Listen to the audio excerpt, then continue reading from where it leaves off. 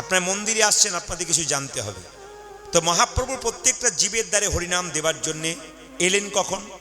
1407 শতাব্দে ফাল্গুন মাসের পূর্ণিমা তিথিতে, দোল পূর্ণিমার দিনে, 23শে ফাল্গুন। আচ্ছা মায়েরা, যীশুখ্রিস্টের যেদিন জন্মদিন হয় তখন আপনারা কি করেন বলুন তো?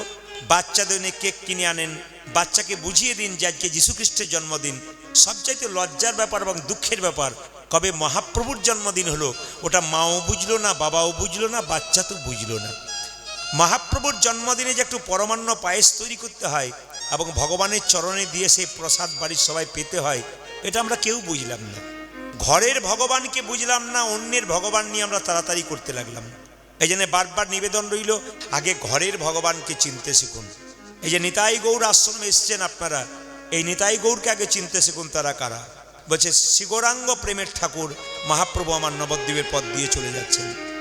শ্রীগৌরাঙ্গ প্রেমের ঠাকুর প্রেম বেলাতে এলো নদিয়ায়। শ্রীগৌরাঙ্গ প্রেমের ঠাকুর প্রেম বেলাতে এলো নদিয়ায়। শ্রীগৌরাঙ্গ প্রেমের ঠাকুর প্রেম বেলাতে এলো নদিয়ায়। শ্রীগৌরাঙ্গ প্রেমের ঠাকুর প্রেম বেলাতে এলো নদিয়ায়। রাধা প্রেমে করা তনু, রাধা প্রেমে করা তনু, রাধা প্রেমে করা তনু, আজ রাধা প্রেমে গোরা তনু, অন্তরে যার শ্যামরাই রাই। রাধা প্রেমে করা তনু, অন্তরে জড়ি শ্যামরা। রাধা প্রেমে করা তনু, অন্তরে যার শ্যামরাই।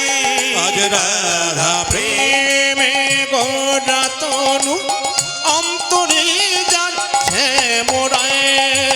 গৌরাঙ্গ প্রেমের ঠাকুর প্রেমে বেলাতে এলো নদী উলধ্বনি।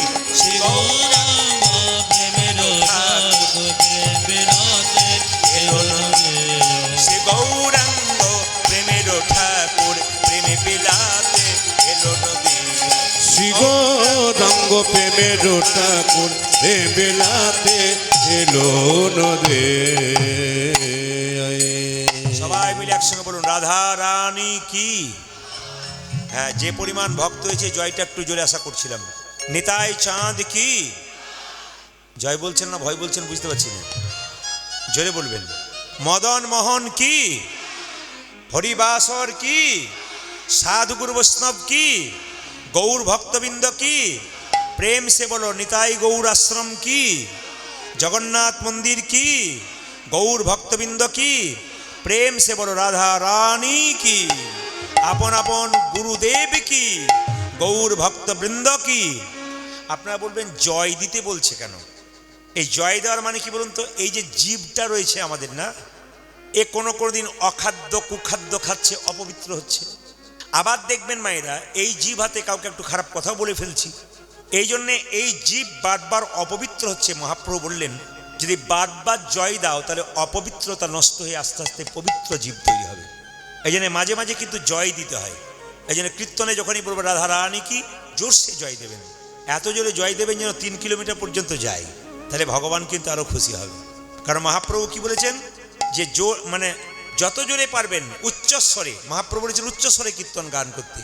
তা আসুন আজকে মহাপ্রভু একটা ছোট্ট কথা আপনারা বলবো, একটু মন দিয়ে শুনবেন। মহাপ্রভু এলেন রাধা কৃষ্ণ মিলিত তনু। কীরকম? একদিন গোলক বৈকুণ্ঠধামে রাধারানী গোবিন্দের চরণ সেবা করছেন। হঠাৎ বলছে রাধারানী, বধূ গত রাত্রিতে একটা স্বপ্ন দেখলাম। তো কৃষ্ণ বলছে, আচ্ছা রাধে তুমি কি স্বপ্ন দেখলে? বলছে স্বপ্ন দেখলাম কলির জীবের দ্বারে একটা গৌর মূর্তি ভেসে বেড়াচ্ছে, এ স্বপ্ন কেটে দেখলাম। মহাপ্রভু বললেন ঠিক আছে, কৃষ্ণ বললেন ঠিক আছে, স্বপ্ন তুমি ঠিকই দেখেছো। বলে কেন? আমি কলির জীবের দ্বারে গৌর হব আর রাধে রাধে বলে কেঁদে কেঁদে তোমার প্রেম ঋণ শোধ করে বেড়াবো। রাধারানীকে জড়িয়ে ধরে বলছে, কৃষ্ণ বলছে, ওগো রাধে আমি কি করব জানো, আমি ছড়ি কালো বরণ। বলছে তুমি যদি গৌর হও আর আমি কৃষ্ণ বলছে আমি যদি গৌর হই তাহলে আমি তো কালো, তোমার রংটা ধার নিতে হবে, আমার মধ্যে কোনো প্রেম নাই, তোমার প্রেম ধার নিতে হবে। তাই আমি কি করব জানো, আমি ছড়ি কালো বরণ করিব ধারণ তব রূপ প্রেম কান্তি। রাধে গো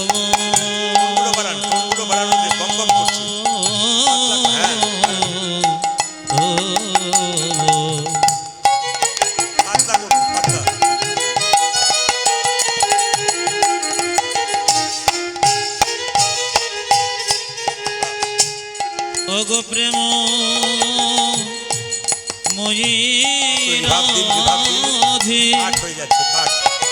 টোনগুলো ড্রাই করে লেখেন না, ড্রাই করছেন কেন?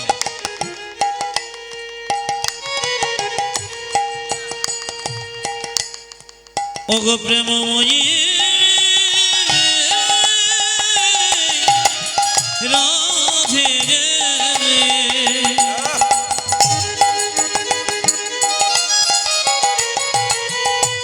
অগো প্রেম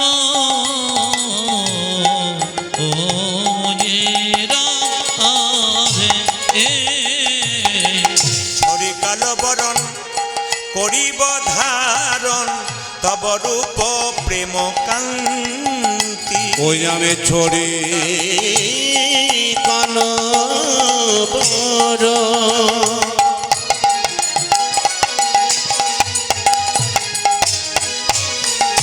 ওই আমি করিব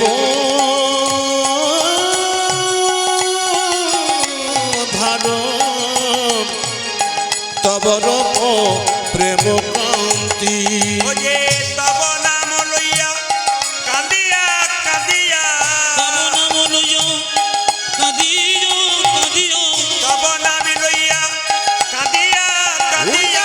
তব না হলকারি ভাব।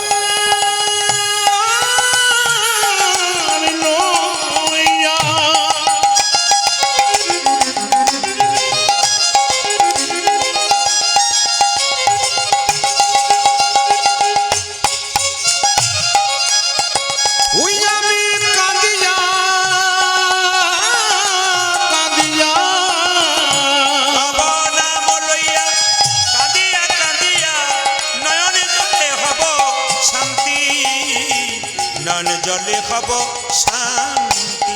আমি তব নাম লইয়া কাঁদিও কাঁদিও, নয়ন জলে হব শান্তি, নয়ন জলে হব শান্তি। আমি কেঁদে কেঁদে বেড়াইব, আমি কেঁদে কেঁদে বেড়াইব, কেঁদে কেঁদে বেড়াইব।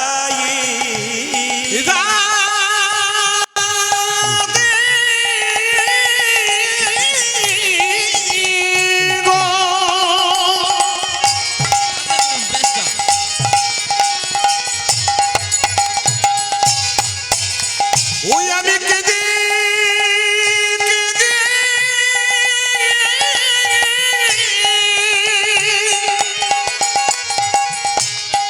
ওই আমি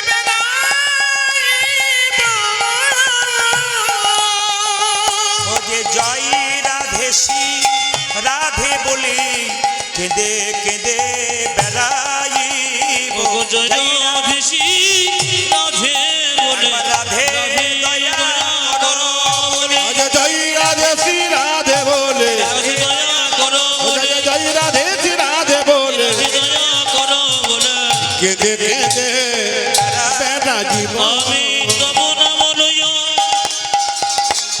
কাঁদিও কাঁদিও, নয়ন জলে হব শান্তি, নয়ন জলে হব শান্তি। মায়েরা মহাপ্রভু এলেন কলির জীবের দ্বারে তিনটি ইচ্ছা পূর্ণ করবার জন্য। দেখুন মহাপ্রভু যখন জন্ম নিয়েছিলেন তখন মন দিয়ে শুনবেন, মহাপ্রভু কিন্তু জন্ম নিয়ে কান্নাকাটি করেনি। যে মায়ের বাচ্চা জন্ম নেবার পর যদি কান্নাকাটি না করে তবে সেই মা বড় চিন্তিত হয়ে যায়, আমার ছেলে তো কান্নাকাটি করছে না, তাহলে কি বাঁচবে না। দেখুন, যারা চৈতন্য চরিত গ্রন্থ পড়েছেন কিংবা অমিয় নিমাই চরিত, ডক্টর শিশির কুমার ঘোষের লেখা বইগুলো রেফারেন্স দিয়ে দিচ্ছি। ডক্টর শিশির কুমার ঘোষের লেখা বই অমিয় নিমাই চরিত যদি কেউ পড়েন, আমি যে কথাগুলো বলছি ওইখান থেকে প্রত্যেকটি কথা পেয়ে যাবেন। মহাপ্রভুর জন্ম যখন হলো মায়েরা তখন কান্নাকাটি করেনি। দেখবেন হসপিটালে বা নার্সিংহোমে বাচ্চা যখন জন্ম নেয়, যদি বাচ্চা কান্নাকাটি না করে ডাক্তারবাবু থাপ্পড় মেরে মেরে কান্না করায়। যে ছেলে জন্ম নিয়ে কান্নাকাটি করে সুস্থ বাচ্চা, আর যে ছেলে জন্ম নিয়ে কান্নাকাটি করে না ওটা কিন্তু অসুস্থ বাচ্চা। এই জন্য সবাই লক্ষ্য করবেন, বাচ্চা জন্ম নিলে কান্না করলেই বলবে সুস্থ বাচ্চা জন্ম হয়েছে। কিন্তু মহাপ্রভু মায়েরা, মহাপ্রভুকে মা কতদিন রেখেছিল? 10 মাস 10 দিন লয়, 13 মাস। মহাপ্রভু গর্ভে রেখেছিল কতদিন মহাপ্রভুকে? সচিমাতা 13 মাস, মানে 13 মাস গর্ভে থাকার পর সন্তান জন্ম নিল, সে কান্নাকাটি করছে না। সবাই চিন্তিত, ছেলে কান্নাকাটি করে না কেন, মরার মতো শুয়ে আছে। সচিমাতা বলল, আমাদের বাড়িতে একটা নিম গাছ আছে তো, আসলে জম যদি আমার ছেলেকে নিতে আসে তেতুর ভয়ে নাও আসতে পারে, এই বিশ্বাস রেখে মা কি করলেন না, একবারে সচিমাতা নিম গাছের নিচে আতুর ঘরটা করলেন।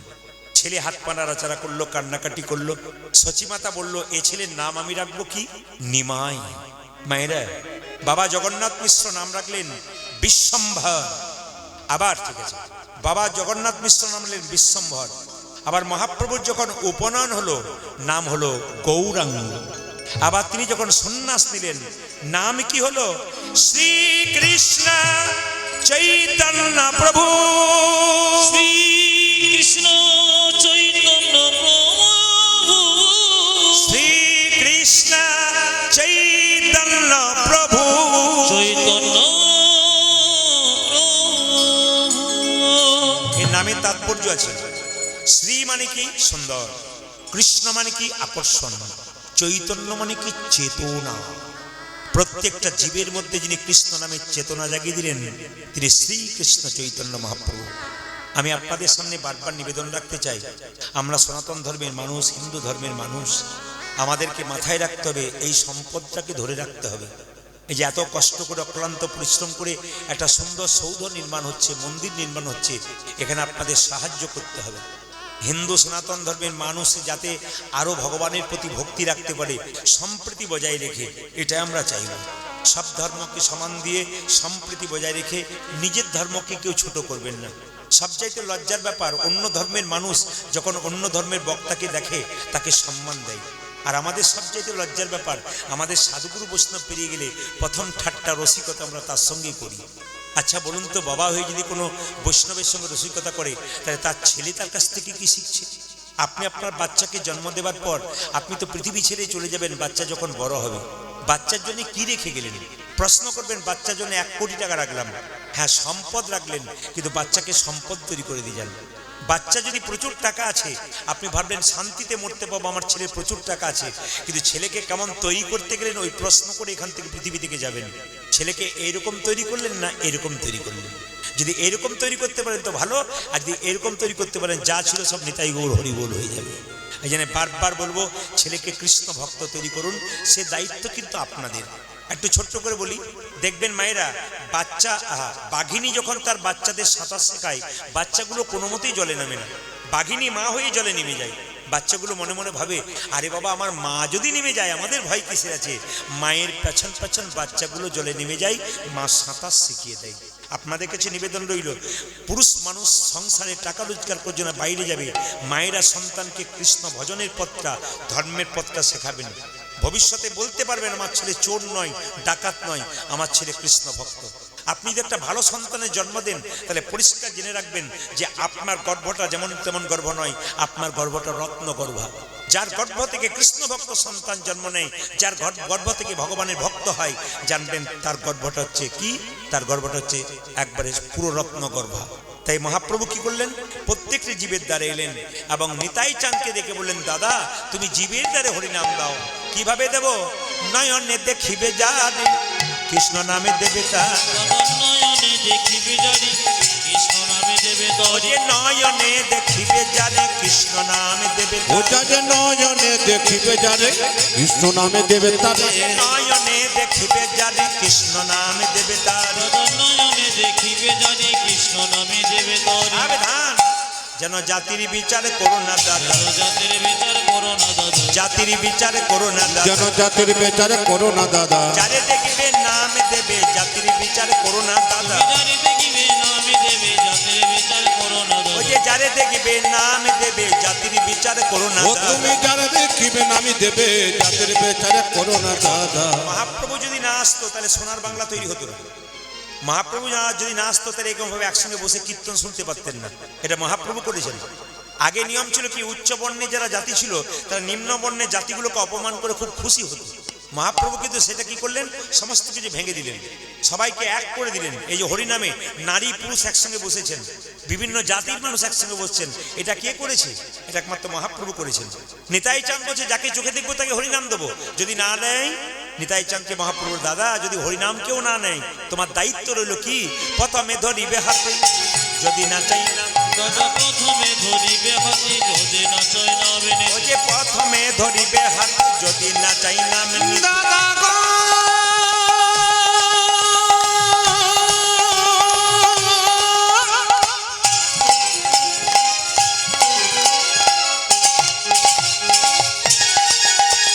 সানি গানি গাবা দাবা পামা গামা গারে গানসাতা প্রথমে ধরিবে হাতে যদি না চায় না মেনেছে। প্রথমে ধরিবে হাতে যদি না চাই নাম। দাদা প্রথমে ধরিবে হাতে যদি না চাই নামে নে, এই যে হাতে ধরে বলবে হরি, তুমি হাতে ধরে বলবে হরি, হাতে ধরে বলবে হরি, তুমি হাতে ধরে বলবে হরি, বলাবে হরি বলবে হরি, হাতে ধরে বলবে হরি, তুমি বলাবে হরি বলবে হরি, হাতে ধরে বলবে ও হরি, যে বলাবে হরি বলবে হরি, হাতে ধরে বলবে ও হরি। তুমি বলবে হরি বলবে হরি, হাতে ধরে বলবে হরি। হাতে ধরার পর যদি কেউ হরিনাম না নেয় শেষ উপায় কি দাদা, পাছে তারও লোটাইবে পাই।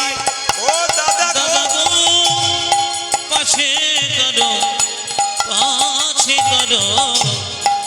লোটা জীবী ও যে পাছে তারও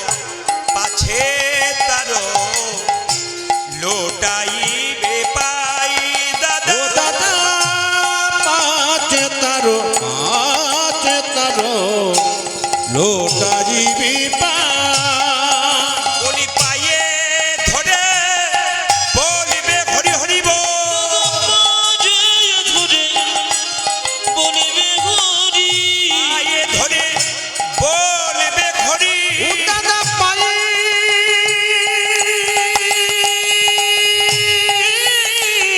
ধরে তুমি বলবে হরি, ও যে বলাবে হরি বলবে হরি, পায়ে ধরে বলবে হরি। তুমি বলবে হরি বলবে হরি, এই মিনতি তোমায়, ও তুমি বলাবে হরি বলবে হরি, এই মিনতি তোমায়, ও তুমি বলাবে হরি বলবে হরি, মিনতি ও দাদা পায়ে ধরে বলবে হরি। পাছি দাদা পাছি আছে করো লোটাইবে। লোটাইবে পাই। এরা এইদিকে তাকান, যে যেখানে বসে আছে আপনি জোরে বলুন, রাধা রানী কি, শ্যাম সুন্দর কি, মদন মোহন কি, হরিবাসর কি।